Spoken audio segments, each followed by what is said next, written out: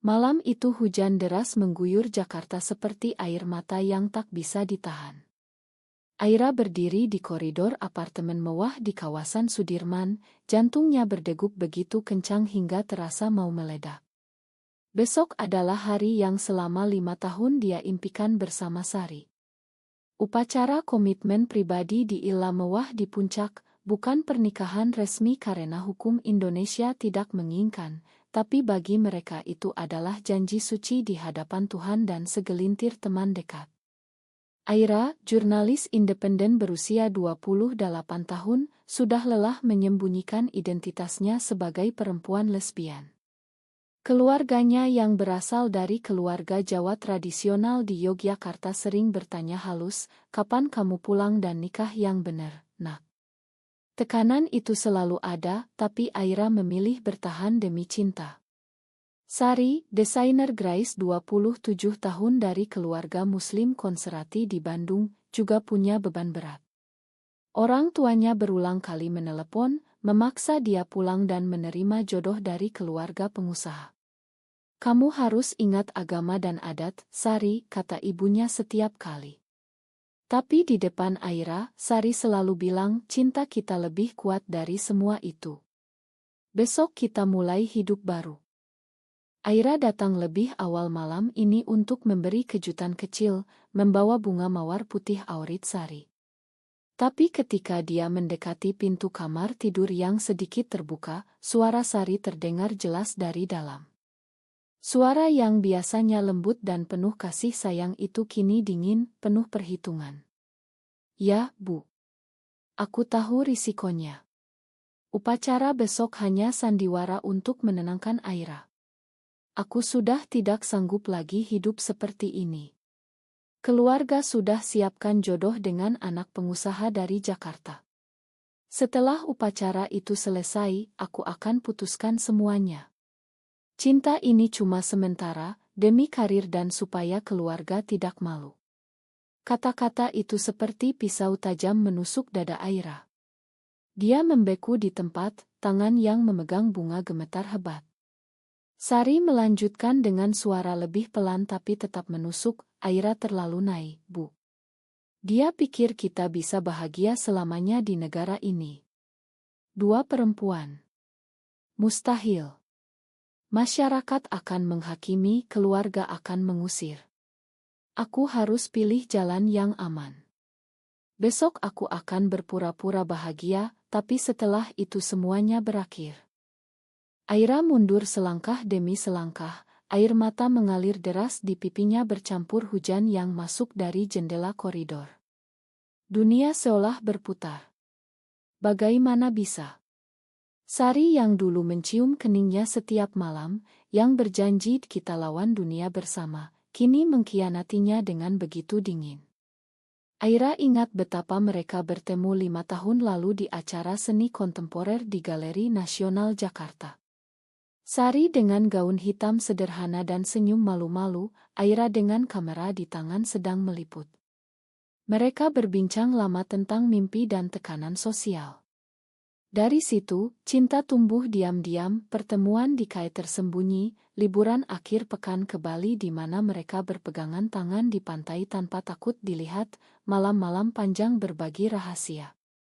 Semua terasa nyata. Tapi sekarang, hanya kebohongan. Aira keluar dari apartemen, hujan semakin deras. Dia duduk di dalam mobil, memegang ponsel dengan rekaman suara yang dia ambil diam-diam tadi. Suara Sari yang penuh pengkhianatan itu terdengar lagi ketika dia putar ulang. "Apakah aku harus batalkan semuanya sekarang? Atau aku hadapi di depan semua orang besok?" Pikiran itu berputar tanpa henti. Jika dia konfrontasi sekarang, Sari mungkin akan menyangkal atau memohon, tapi kebenaran tetap tersembunyi. Jika diam, Aira akan menikah dengan kebohongan, hidup dalam bayang-bayang pengkhianatan. Keluarga Sari yang konservatif pasti akan marah besar jika rahasia ini bocor. Media yang diundang besok untuk acara amal seni sebenarnya kamulase untuk upacara, akan meledak jika tahu ini pernikahan sesama jenis. Reputasi keduanya akan hancur. Tapi Aira juga tahu, jika dia diam, dia akan kehilangan dirinya sendiri. Malam itu Aira tidak tidur. Dia menatap langit-langit kamar apartemennya sendiri, mengingat semua momen kecil, Sari yang memeluknya saat dia menangis karena artikelnya ditolak, Sari yang memasak rendang auritnya, Sari yang berbisik "Aku cinta kamu" di bawah bintang. Semua terasa palsu sekarang. Pagi menyingsing, Aira bangun dengan mata bengkak. Dia mandi air dingin, memakai gaun putih yang sudah disiapkan untuk besok, dan mengemudi menuju puncak. Di dalam hati keputusan mulai terbentuk. Besok bukan lagi hari bahagia. Besok adalah hari kebenaran. Pagi harinya, kabut tebal masih menyelimuti jalan menuju puncak saat Aira tiba di Illa. Para pelayan sedang sibuk menata bunga-bunga putih dan kursi-kursi kayu di taman belakang yang menghadap gunung. Sari belum datang, katanya masih di Bandung mengurus keluarga. Aira duduk di teras, memegang cangkir kopi yang sudah dingin. Rekaman di ponselnya terasa berat seperti batu. Teman dekatnya, Rina, datang lebih awal dan langsung memeluk Aira. "Kamu kelihatan pucat sekali." "Ada apa?" tanya Rina khawatir.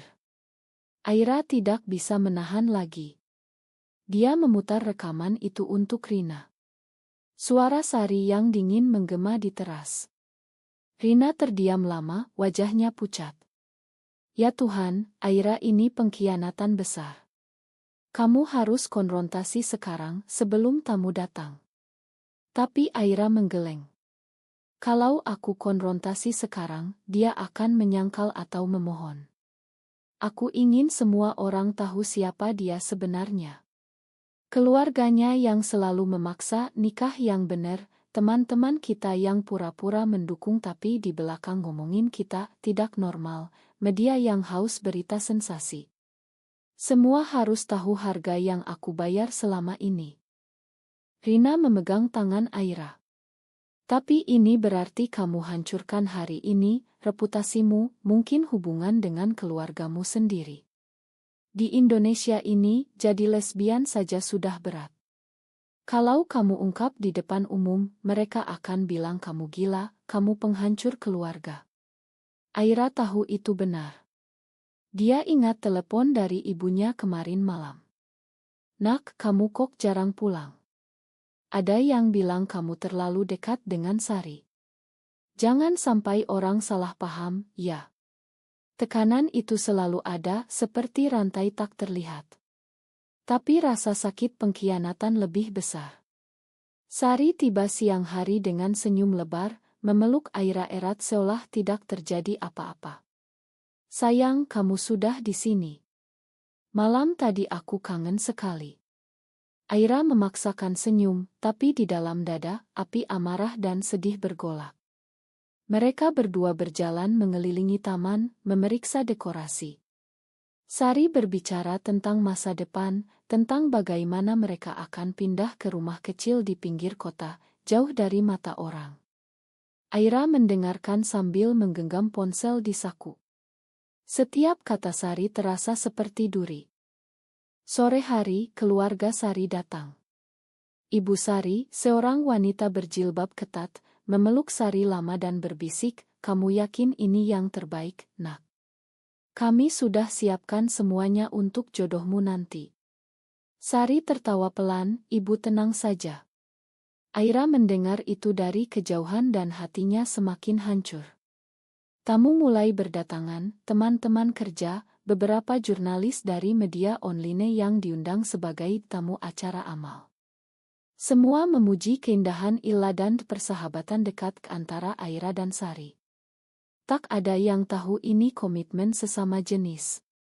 Malam semakin larut, Aira duduk sendirian di kamar persiapan. Dia menatap cermin, melihat wajahnya yang lelah tapi penuh tekad. "Besok aku bukan korban lagi," bisiknya pada bayangannya. "Besok aku yang tentukan akhir cerita ini." Rina datang lagi, membawa teh hangat. "Aira, pikirkan baik-baik. Kalau kamu lakukan ini, Sari mungkin tidak akan makan kamu selamanya. Keluargamu bisa menolakmu. Masyarakat akan menghakimi. Aira mengangguk pelan. Aku tahu harga yang harus dibayar, Rina.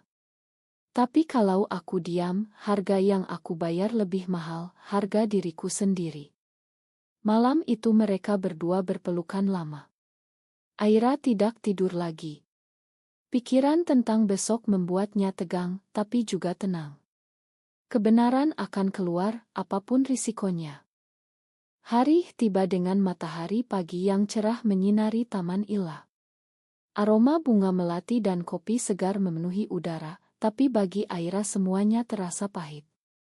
Sari sudah mengenakan gaun putih sederhana yang matching dengan Aira, rambutnya dihias bunga kecil. Dia tersenyum manis saat melihat Aira.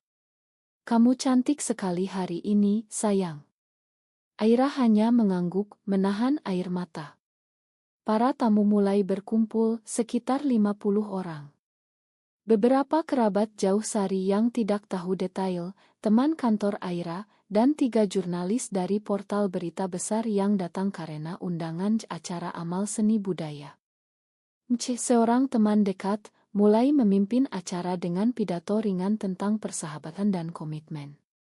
Tidak ada kata pernikahan atau lesbian, semuanya disamarkan. Sari berdiri di samping Aira di altar kayu yang dihias indah menghadap gunung. Tangan mereka saling genggam di depan semua orang. Aira merasakan tangan Sari dingin, tapi senyumnya tetap sempurna. Di dalam hati Aira, rekaman itu seperti bom siap meledak. Dia ingat semua pengorbanan, berbohong pada keluarga, menghindari pertanyaan tetangga, menahan tatapan sinis di kantor saat ada gosip Aira dan Sari terlalu dekat. Semua demi cinta yang kini ternyata palsu. Saat meminta Sari mengucapkan janji, Sari berbicara dengan suara lembut, Aira, kamu adalah rumahku. Aku janji akan selalu ada untukmu. Kata-kata itu dulu akan membuat Aira menangis bahagia, tapi sekarang hanya membuatnya muak. Giliran Aira. Dia mengambil mikrofon, tangannya gemetar. Tamu bertepuk tangan pelan. Tapi Aira tidak mengucapkan janji. Dia mengeluarkan ponsel dari saku gaunnya, menekan play. Suara Sari yang dingin dari rekaman malam itu menggema keras di taman. Upacara besok hanya sandiwara, aku sudah tidak sanggup lagi, setelah ini aku akan putuskan semuanya. Semua orang terdiam. Sari memucat, matanya membelalak. Ibu Sari bangkit dari kursi, wajahnya merah karena marah dan malu. Apa ini? Teriaknya. Tamu mulai berbisik, beberapa mengambil ponsel untuk merekam. Aira melanjutkan dengan suara tegas meski air mata mengalir, ini adalah kebenaran yang kalian sembunyikan. Sari mengkhianatiku. Dia bilang cinta kita hanya sementara demi menenangkan aku dan menjaga citra keluarga. Aku mencintainya dengan tulus, tapi hari ini aku pilih kebenaran. Bukan sandiwara lagi. Chaos mulai meledak. Sari mencoba merebut ponsel, Aira, jangan. Ini tidak seperti itu. Tapi rekaman terus berputar. Jurnalis langsung sibuk menelepon redaksi. Las kamera menyala-nyala. Keluarga Sari berteriak-teriak, memanggil nama Sari dengan nada kecewa dan marah. Aira berdiri tegak, meski kakinya lemas. Ini harga yang harus dibayar, kehilangan cinta, kehilangan muka di depan semua orang, mungkin kehilangan keluarga sendiri. Tapi untuk pertama kalinya sejak malam itu, Aira merasa bebas. Keributan semakin besar. Beberapa tamu berdiri, ada yang pergi sambil menggelengkan kepala, ada yang tetap duduk dengan wajah terkejut. Ibu Sari mendekati altar, jari telunjuknya menunjuk Aira. Kamu yang merusak anakku. Kami sudah bilang ini tidak benar, 2 perempuan tidak boleh begini. Suaranya gemetar karena malu dan amarah. Sari menangis, tangannya menutup mulut. Aira, kenapa kamu lakukan ini di depan semua orang? Kita bisa bicara berdua, tapi Aira menggeleng tegas. Berdua? Seperti malam itu saat kamu telepon ibumu dan bilang aku hanya sandiwara. Aku sudah lelah berpura-pura, Sari. Selama 5 tahun aku menahan segalanya demi kamu. Tekanan keluarga, tatapan masyarakat, bahkan pekerjaanku yang hampir hilang karena gosip. Dan kamu sudah siapkan jodoh di belakangku. Salah satu jurnalis mendekat, mikrofon di tangan. Bak Aira, ini benar pernikahan sesama jenis. Dan rekaman ini asli. Aira mengangguk. Ya. Ini komitmen kami yang seharusnya suci. Tapi sekarang kalian tahu kebenarannya. Di Indonesia, kami dipaksa sembunyi. Tapi hari ini saya tidak mau sembunyi lagi. Kata-kata itu langsung menyebar. Ponsel tamu lain berdering, berita sudah masuk ke grup WhatsApp dan media sosial. Lesbian drama di puncak. Pengkhianatan sebelum upacara. Judul-judul sensasional mulai muncul di layar ponsel orang-orang.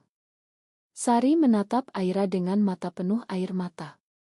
Aku minta maaf, aku takut, Aira. Keluarga memaksa, masyarakat menghakimi. Aku cinta kamu, tapi aku juga takut hidup susah. Aira merasakan sedikit rasa iba, tapi tekadnya lebih kuat. Cinta yang takut bukan cinta, Sari. Kamu pilih aman, aku pilih kebenaran. Ini harga yang aku bayar hari ini. Keluarga Aira yang datang dari Yogyakarta menelepon segera. Ibu Aira menangis di telepon. Nak, apa yang kamu lakukan? Semua orang sudah tahu sekarang. Bagaimana kita hadapi tetangga? Aira menjawab pelan, Bu, ini yang terbaik untukku. Aku tidak mau hidup bohong lagi. Rina, teman Aira, berdiri di sampingnya sepanjang waktu, memegang bahunya memberi kekuatan. Beberapa tamu mendekati Aira, ada yang memeluknya dan bilang, kamu berani sekali. Ada juga yang menatap sinis dan pergi. Media semakin ramai, kamera menyorot wajah Aira dan Sari yang basah air mata. Malam itu, berita sudah menjadi trending di seluruh Indonesia. Judul-judul muncul, drama lesbian di puncak, pengantin ungkap pengkhianatan di altar. Aira duduk sendirian di teras Illa yang kini sepi, gaun putihnya kusut. Dia merasa hancur tapi juga hidup. Besok, dia harus hadapi konsekuensi yang lebih besar, mungkin kehilangan pekerjaan, kehilangan keluarga, kehilangan Sari selamanya. Tapi dia juga tahu, ini adalah awal dari kebebasannya. 2 hari setelah kejadian, Jakarta ramai dengan berita itu. Ponsel Aira tak berhenti berdering. Wartawan meminta wawancara, teman-teman lama muncul entah dari mana, dan keluarga Sari mengancam akan melapor ke polisi atas pencemaran nama baik. Sari menghilang, katanya pulang ke Bandung dengan keluarganya. Aira duduk di apartemennya yang sepi, menatap layar laptop yang penuh komentar netizen. Ada yang mendukung, berani sekali Mbak, ungkap kebenaran. Ada yang menghujat, perempuan tidak tahu diri, merusak keluarga orang. Tekanan sosial yang selama ini dia takutkan kini datang seperti gelombang. Bosnya di media online menelepon, Aira, kami harus suspend kamu dulu. Ini terlalu kontroversial. Aira mengerti. Dia sudah siap dengan harga itu. Rina datang membawa makanan. Kamu harus makan, Aira.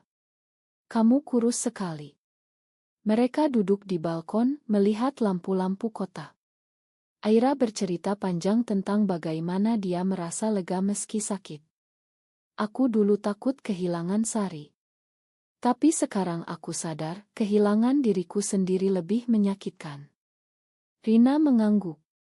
Kamu sudah lakukan yang benar. Di negara ini, banyak yang sembunyi karena takut. Kamu buka jalan buat yang lain. Tapi tidak semua mudah. Ibu Aira datang ke Jakarta keesokan harinya. Wajahnya penuh air mata. "Nak, kenapa kamu tidak bilang dulu? Kami khawatir, tapi kami tetap orang tuamu." Pelukan ibunya membuat Aira menangis lama. Tekanan keluarga masih ada, tapi setidaknya ada pengertian. Sementara itu, Sari akhirnya mengirim pesan panjang, "Aku minta maaf, Aira. Aku takut, aku lemah. Keluargaku marah besar, mereka bilang aku sudah hancurkan nama baik. Aku masih cinta kamu, tapi mungkin kita memang tidak bisa bersama." Aira membaca pesan itu berulang, hatinya sakit tapi tidak lagi ragu. Berita terus menyebar ke televisi nasional.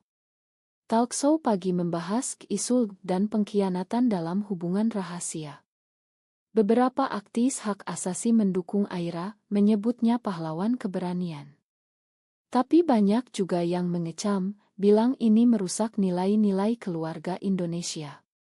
Aira menerima tawaran wawancara dari satu stasiun besar. Di studio, dengan riasan sederhana dan gaun hitam, dia duduk tegak. "Saya tidak menyesal. Saya ungkap kebenaran karena saya lelah berbohong. Cinta sejati tidak boleh dibangun di atas kebohongan, apalagi di tengah tekanan masyarakat dan keluarga." Kata-kata itu disiarkan ke seluruh negeri. Sari menonton dari Bandung, katanya, dan menangis sendirian. Aira tahu Sari juga membayar harga, kehilangan kepercayaan keluarga, kehilangan citra di kalangan teman, mungkin kehilangan pekerjaan jika gosip terus menyebar. Tapi Aira tidak lagi menyesal. Dia mulai menulis artikel pribadi di blognya yang dulu sepi. Judulnya, "Harga Kebenaran di Tengah Cinta yang Palsu." Pembaca datang berbondong-bondong. Sebulan berlalu, kehidupan Aira berubah total. Dia kehilangan pekerjaan tetap, tapi mendapat tawaran menulis buku tentang pengalaman pribadinya. Keluarganya akhirnya menerima, meski masih sulit. Ibu Sari mengirim pesan marah, tapi Aira tidak balas. Sari menghilang total, tidak ada kabar lagi. Aira sering duduk di balkon apartemen, menatap langit Jakarta yang selalu ramai. Dia ingat betapa dulu dia takut kehilangan segalanya demi cinta. Sekarang dia sudah kehilangan banyak, tapi mendapat sesuatu yang lebih berharga, kebebasan dan harga diri. Rina masih setia mendampingi, teman-teman baru dari komunitas yang mendukung mulai muncul. Media masih sesekali menyebut namanya sebagai kasus pengkhianatan lesbian yang menghebohkan. Tapi Aira sudah tidak peduli. Dia belajar bahwa di Indonesia, menjadi diri sendiri adalah perjuangan panjang. Tekanan sosial, denisi keluarga, norma agama, semuanya seperti dinding tebal. Tapi dia sudah membuat retak di dinding itu. Suatu sore, Aira menerima surat dari Sari. Isinya singkat, "Aku sudah menikah dengan orang yang keluargaku pilih. Aku tidak bahagia, tapi aku pilih aman. Makan aku, Aira. Kamu lebih berani dariku." Aira membaca surat itu lalu membakarnya di wastafel. Tidak ada lagi air mata. Hanya ketenangan. Dia tahu Sari juga membayar harga, hidup dalam kebohongan yang dia pilih sendiri. Aira mulai hidup baru. Menulis, berbicara di acara kecil tentang keberanian menerima diri, membantu orang-orang yang mengalami hal serupa secara diam-diam. Keluarganya mulai datang lebih sering, meski masih ada diam yang canggung. Masyarakat masih menghakimi, tapi Aira sudah belajar tidak perlu disukai semua orang. Di akhir cerita ini, Aira berdiri di balkon lagi, angin malam menyapu wajahnya. Dia tersenyum tipis. Semua keputusan, semua rasa sakit, semua pengorbanan, itu semua layak. Karena kebenaran, meski pahit, selalu lebih baik daripada hidup dalam kebohongan. Apakah aku salah karena mengubah hari yang seharusnya bahagia menjadi bencana besar di depan umum, atau justru aku telah melakukan hal yang benar dengan mengungkap kebenaran di hadapan semua orang yang pantas tahu?